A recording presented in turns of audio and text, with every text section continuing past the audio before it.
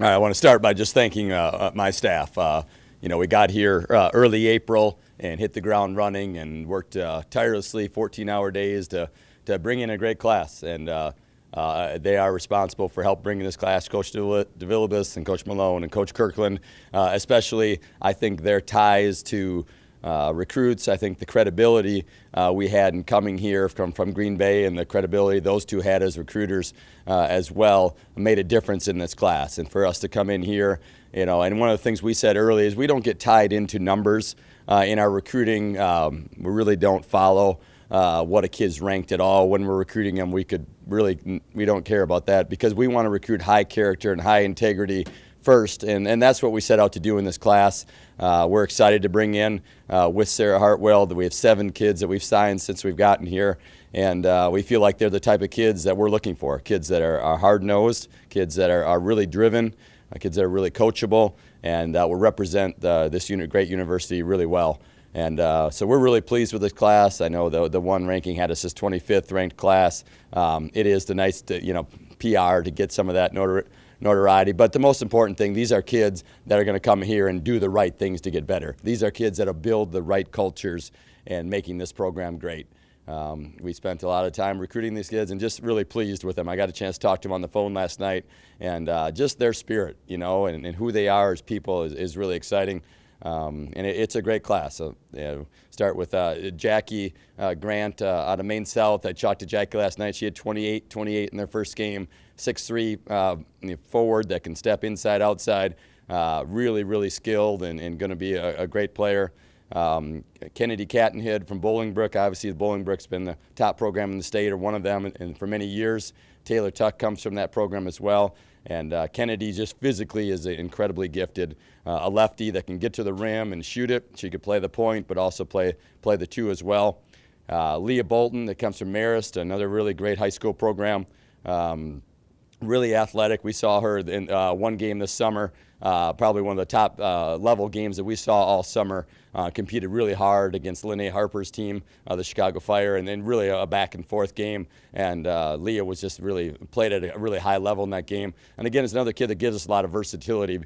We like kids that can, big guards that can get around in front of the post, but also can get to the rim and make plays. And that's kind of what we look for. I think it's really important that you recruit to your system. And we want bigger guards that are physical, and then we want post kids. We really call them inside-outside because we want them all to step out and pass and shoot the 3. And Sarah Livingston is a perfect addition to that as well. She can step out and shoot the 3. She's long. She's athletic. She just started playing basketball in the 9th grade and already is ranked as a top 100 player and going to have a great career here. So we started by really wanting to recruit the state. Thankfully, it was a good year for the state. I think that makes a difference. Some years the state's going to produce a higher level Division I kids than other years, and this was a good good year to come, and to be able to get 4 of the top kids, I'd say 4 of the top 6 or 7 kids in the state, we've got committed that have signed with us today. And then you add Taylor Gleason, a kid that had committed to Michigan, a person that had ties with Coach Kirkland.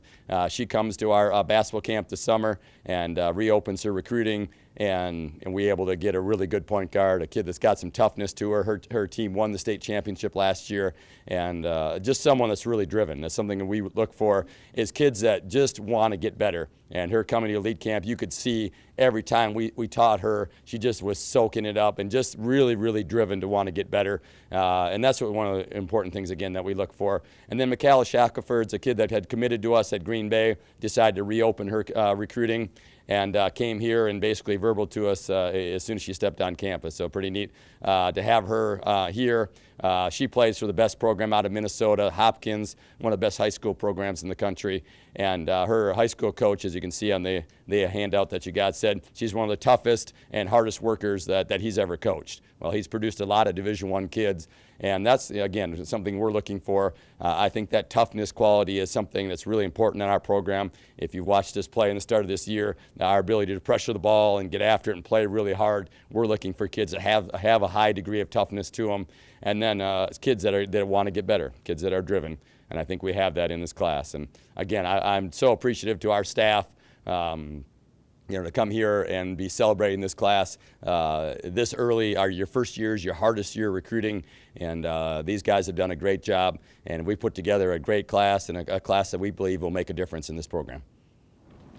Talk about Livingston a little bit. Comes from a pretty good basketball family, but do you see her as maybe a little bit of a project somewhere down the road can turn into a really good player? How do you see her? Yeah, I wouldn't say project's the right word. I think Sarah's the biggest adjustment for post kids is just getting stronger. I think Mackenzie Piper's a perfect example of a kid coming in. Mackenzie's not a typical freshman at how strong she is, and that's allowed her to be able to play right away. And that'll be the challenge for Sarah is how quickly she can get stronger. But she's highly skilled. She can step out and shoot the three. She's really long, covers the court in just a few steps.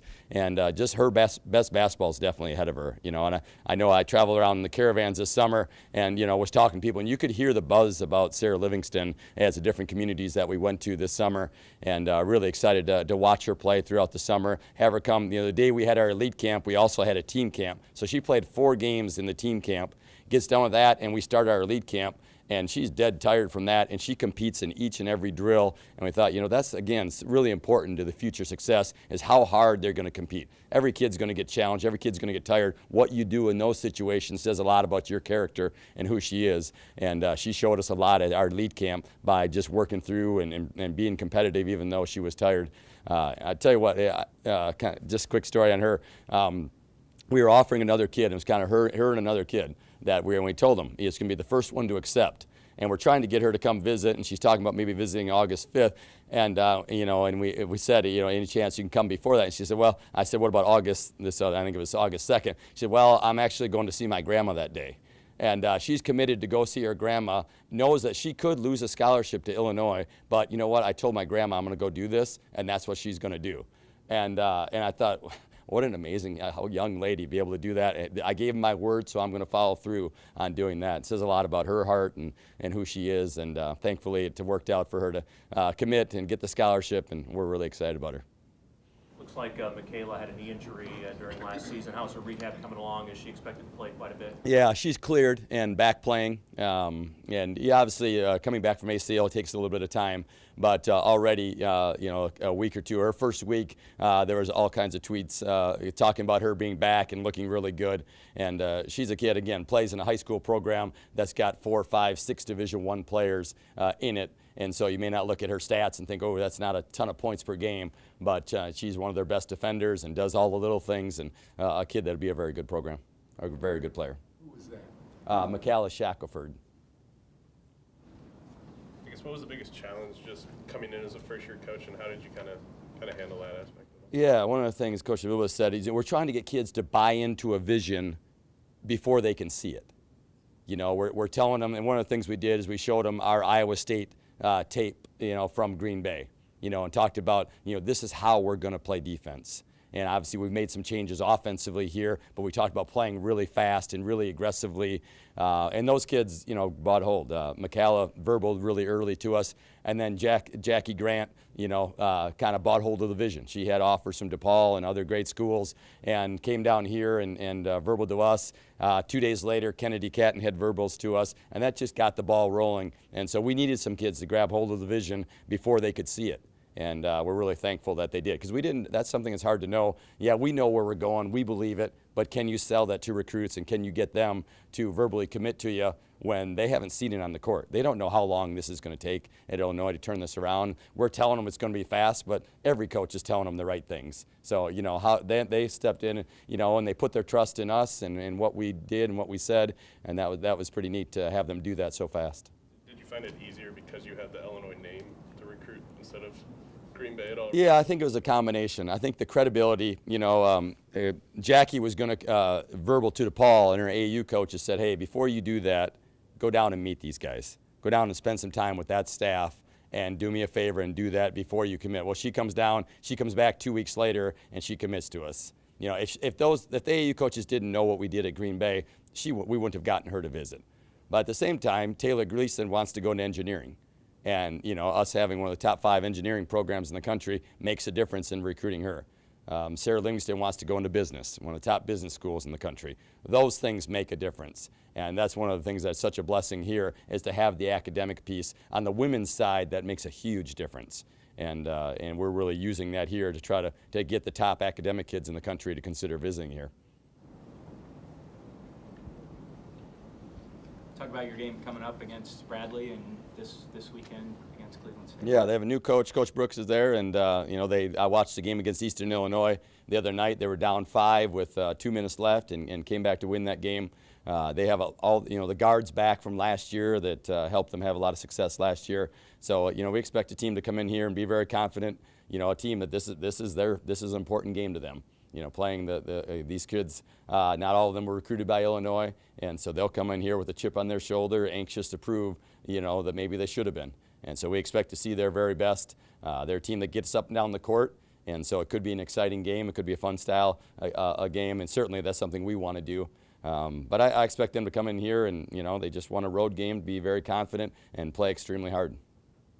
Just one more thing on recruiting. Once you kind of get the ball rolling with your vision, is the idea, do you think you can lure a top player in the country? I mean, with the Midwest and Illinois being such a hotbed. Yeah, certainly our style of play is going to help us in recruiting. But again, we don't get wrapped up. One of the things we talk about as a staff, we don't want to recruit a kid who feels like they're doing us a favor by coming to Illinois.